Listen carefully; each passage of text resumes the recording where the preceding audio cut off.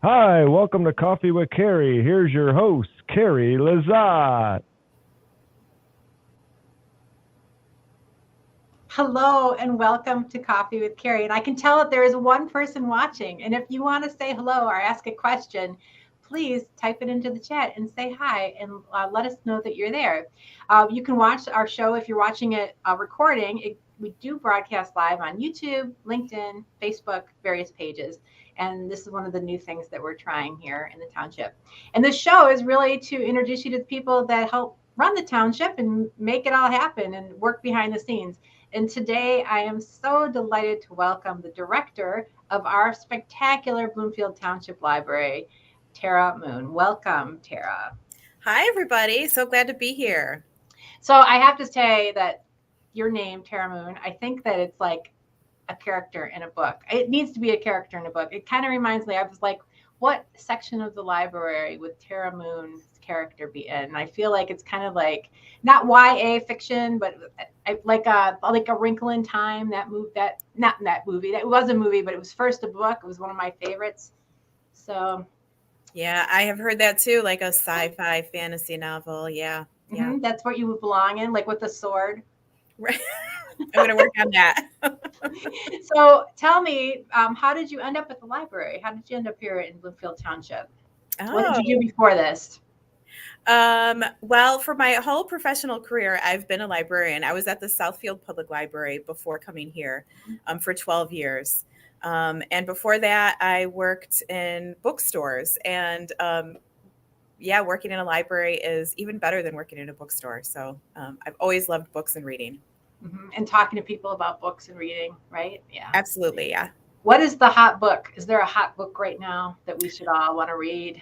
You know, there is an author, Colleen Hoover, who is just blowing up on the fiction charts. TikTok, of all things, is having a really big influence on what people are reading. So when the librarians start to hear somebody ask for a book repeatedly that they've never heard of before, we check TikTok, and usually there's somebody's talking about it on TikTok. Wow, that's so cool. So we haven't gotten into TikTok yet, but we are going to try making videos on TikTok. And I haven't consumed that. Like, I'm a total Gen Xer. I'm on Facebook, so I will start doing that some more. Now we have 7 people watching. I think it's the most people we've ever had live. So whoever you are, thank you, and say hello. And if you have a question for Tera, please, you can put it into the chat and then we can ask her live. But while we're waiting for your questions or for you to say hello, Tera, can you tell us, like, how does the library operate separate? I know it's a little bit separate from the township as far as the government, and I'm just going to let you explain how things work, because I know people always want to know where their tax dollars go and how does it work in the township? Yeah, so we're established by a Michigan law called PA 164. There's about 10 different ways that public libraries can be set up, and that's the way that we're set up. So we have a relationship with the township, but we're completely autonomous. The relationship consists of the fact that the township levies our taxes for us, and then they also sign our vouchers, is the term that they use in the law, which means they sign the checks that pay the bills for the library. The township also administers our payroll. So we gather up all the hours that employees work, and we ship that over to the township every 2 weeks, and then they actually do the payments. The township also administers our benefits for our full-time employees as well. So that's the connection there. But our trustees, there are 6 trustees that serve on our library board of trustees. They are elected by the residents of Bloomfield Township every 4 years, same as the township elections. And their 3 jobs are to hire and fire the library director, to set policy, and to approve the budget. So that's what they do. Okay. We do have a question. Our clerk, Martin Brook. Thank you, Martin. How about an update on the library's strategic plan efforts? Wow, it's like Martin read my mind. That was the number one thing I hope to talk about today. Thanks, Martin. So the library's strategic plan expired in 2020, and we all know what was happening at that time. It was just not the right time for us to start a new planning process. So we are just finally getting to that process this year. We've spent the summer doing surveys and interviews and focus groups and gathering as much information as we can about what people want from the community. And then we will align our resources and goals with how to meet those goals that people want from the community, from in their community. So actually tonight is our board meeting for November, and there will be a review of the draft of our strategic plan. So we've got it like, I don't know, 95% done at this point. The trustees will have a chance to make some comments on it. Our consultant will take it back and massage it into place, and then it will be revealed at our December board meeting for adoption if the board chooses to do that. So we're getting really close. I'm excited about it.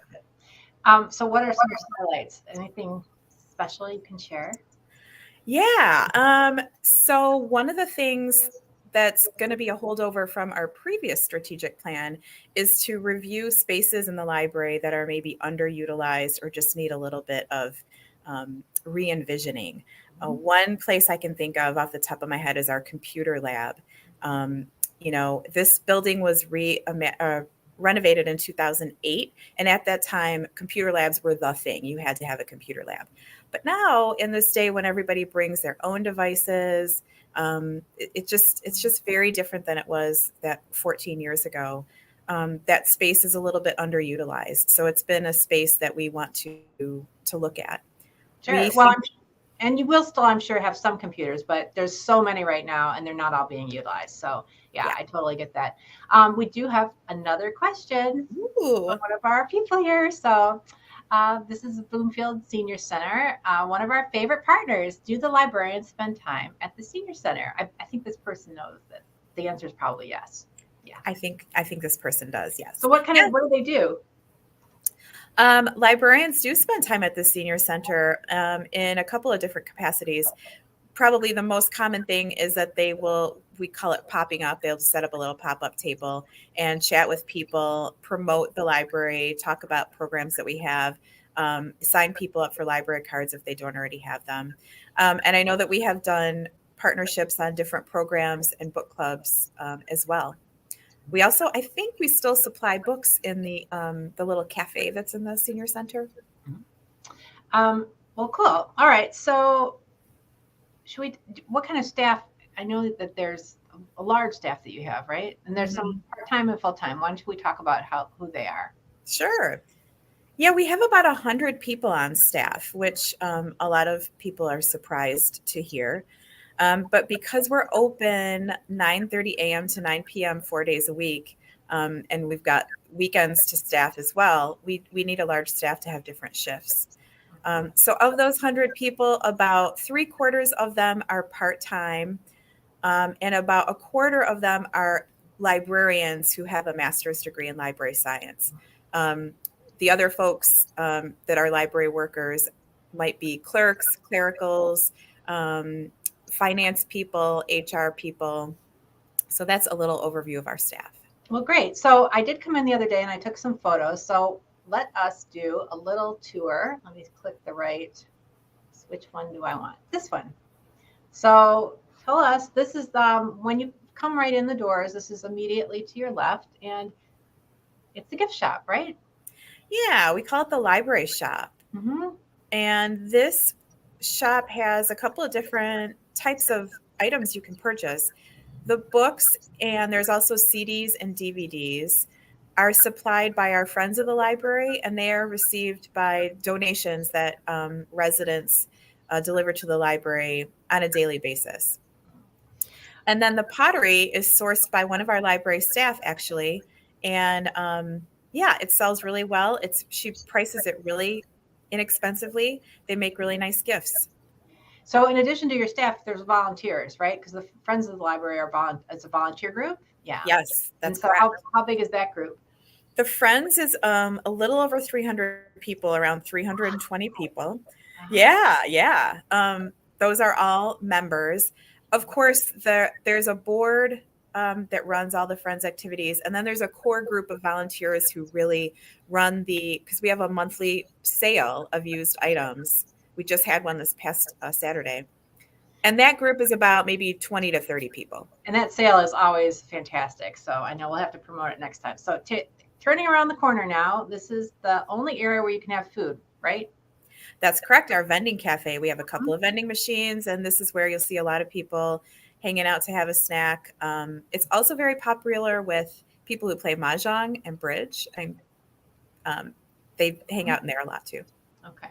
Oh, and this is, I just made my way into the youth area. And so what is this fall gnome friend? What is this? What's happening here with this? This is our Gnome Vember craft kit. Since the pandemic, we have really embraced take-home craft kits, and this is the one that the youth librarians came up with for November. So you make a little gnome friend. I love little gnome friends. So awesome. And then this looks, I don't know, like a whole garden project here. I just thought it was such a interesting thing. So was this made by the librarians or made by the kids? Yes, this was made by the youth services librarians.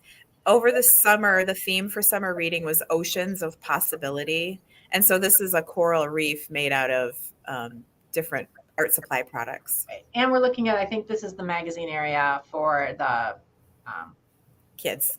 It's kids, youth, and adults. That's how it's designated, right? It's youth, teen, and adult. Youth, teen. Yeah. Youth, teen. All right. And so here's more of the youth area. Spectacular. Spent many hours there myself with my daughter when she was growing up. This is kind of like a hangout study space for the kids. And this is the secret terrace that I never knew about that you enter through the back of the kids' room. And what kind of programming, what do you guys do out here? We have been doing some outdoor story times there in all kinds of weather since the pandemic. We use it a lot in the summer for water-related events. We have a little garden out there too that the youth librarians pick families to tend the garden each summer.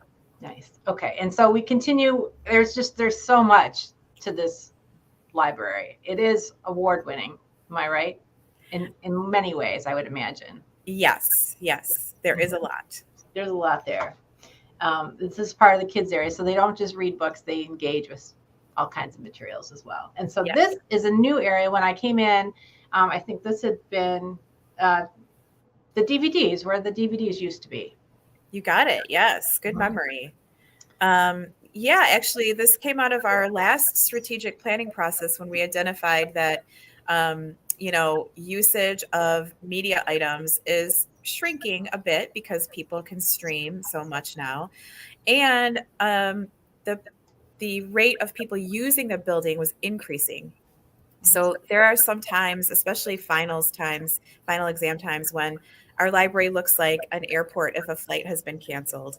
And there's like people just laying on the floor, plugged in wherever they can. It's really crowded in here. So we identified that we didn't have enough places for people to sit. And so we moved all of the media into the adult and youth collections. We did not remove any of it. We just did. And then we created this area with 70 new seats. Nice. Well, and it feels like libraries, it's so much more than just books, right? It's so much more. And just the programming you guys are offering, it's just like, it's very, very impressive. So, and it's really important for us to bring the community together. There's between the senior center and us, we're the only places where the community can gather together. Yeah. And so that's a really important mission of ours. I think this was like 10 o'clock on a Monday, and you can see that this is, there's probably 10 people sitting in that magazine room. Yeah, that's one of my favorite spots in the library. Yeah. And this is the outdoor terrace. It's fall now, so it's not, I guess, place where people are going to go now, but it's lovely in the spring and the summer. Yeah, it's pretty lovely in the fall too. It's lovely all year round. And here's the computer center that you were talking about. This is the training room, and this is the rest of the computer center. So this is kind of what you're looking at reimagining, because this isn't utilized as much as it used to be. Yeah, we have a dream of making it like the Apple Genius Bar, where people can come and get help with their devices. And I think everybody wants to send their parents there. Like even my child, who's 16, she wants to send me there because she thinks I need help with different apps and things, which I guess I do sometimes, but it's a lot to figure out, and it's nice to have experts that can help things out. Oh, look, here we have a comment. This is one of our trustees. Thank you, Val. We love the Township Library. Thank you for doing this great feature interview about the library. Well, I'm happy to do it. I'm happy to be talking to Tera Moon. Thank you, Val. Thank you.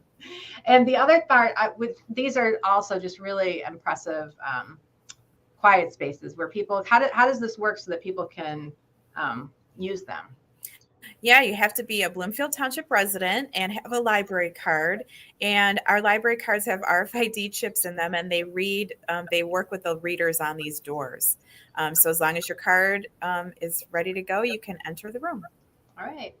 Oh, and this is the part of the teen area. I just highlighted the graphic novels because I think that's something that's super cool that you're able to have. Yeah, we have a great collection of graphic novels. And around the corner here's more of the teen area. This was the school day, so all the kids were where they were supposed to be. They were in school. Yeah. And this, I just have to mention, I took a picture of this because I have to tell you that it's one of the places I stop and I get at least one book from here every time I come to the library, because sometimes I just don't know. It's like there's too many choices. And so I feel like this little section has narrowed down the choices for me. And so I usually take something. I'll find, my regular places I go to, but I really appreciate this. Good. That's why we do it. Yeah, we know that there's just so many books to read and so little time. So we pick out the good ones for you. Well, here's the outdoors, which is always lovely, lovingly manicured as well. So yes. It always looks fantastic. Thank you. We actually have brochures inside the library that will explain all the different plants that are in our gardens, and they are maintained by Goldner Walsh. And I'm looking for my final picture. I think it was at the very beginning. So I was there Friday night, and I had never been in the community room before. And here we are. Let me put that shot up for us. And this was for the Ara Carpuzian trio, which was really well attended. And it was, it was better than a concert because the space was kind of so intimate. And then he would play for a while, and then he would talk a little bit about what he was doing. And I did want to just mention that I guess you guys got new seats recently, and there were a couple people in the audience that were talking about how comfortable they were. So they were much appreciated. That's awesome. I'm so happy to hear that. Yeah, that was something that came out of the pandemic too.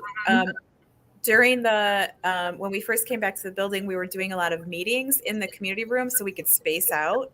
And we were sitting in those chairs that were there previously. And after you sit in those chairs for, 20, 30 minutes, they make themselves known.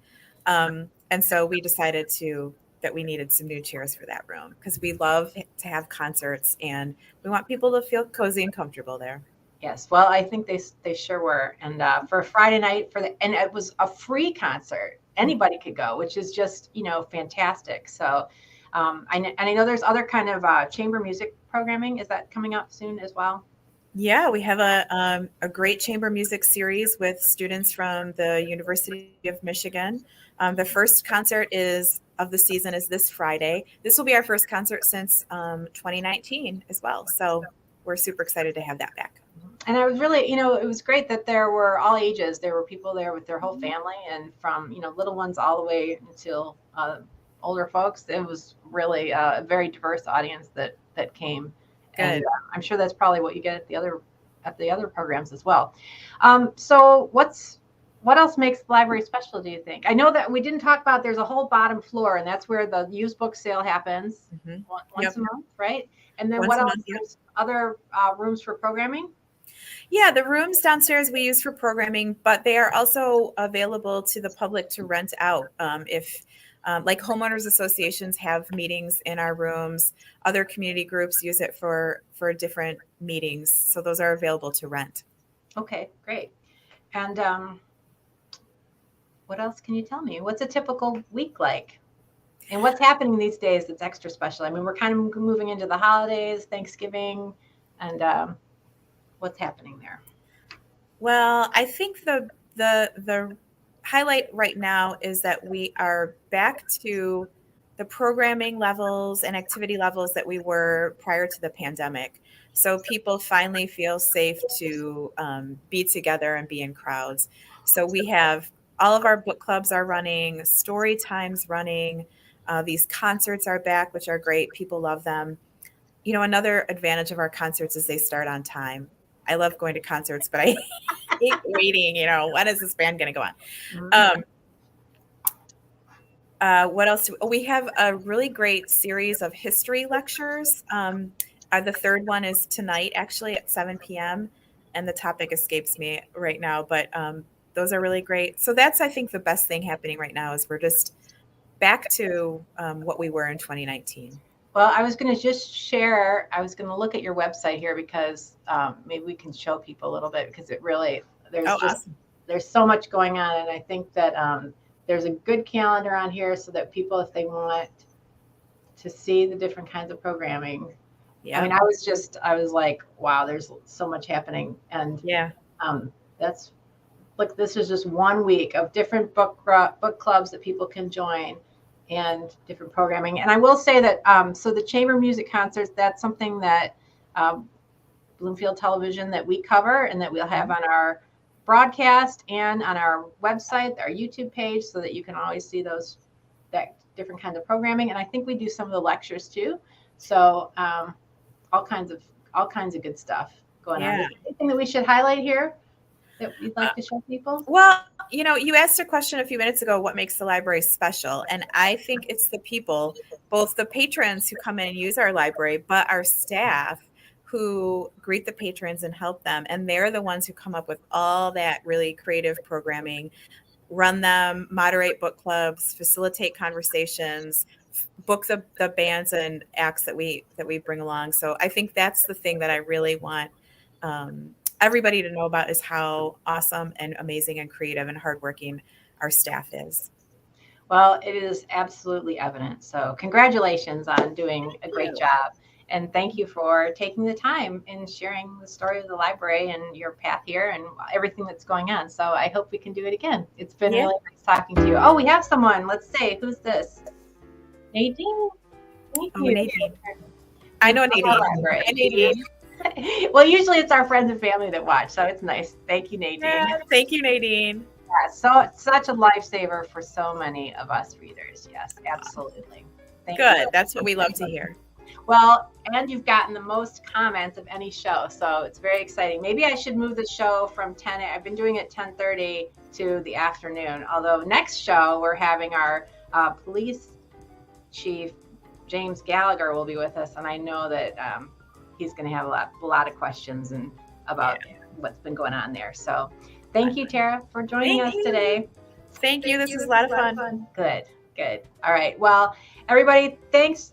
If you've been watching, you are welcome to come into the cable station and have coffee with me. This is your resource. If you'd like to do a podcast or you have an idea for a show, we want to hear from you because these human interest stories, what's going on in the township, it's what's most important to us because it's right next door. And oh, look, it's a comment from the library. Thanks for having the library on Coffee with Carrie. Well, thank you for being there. And we'll see you next time. Have a great day.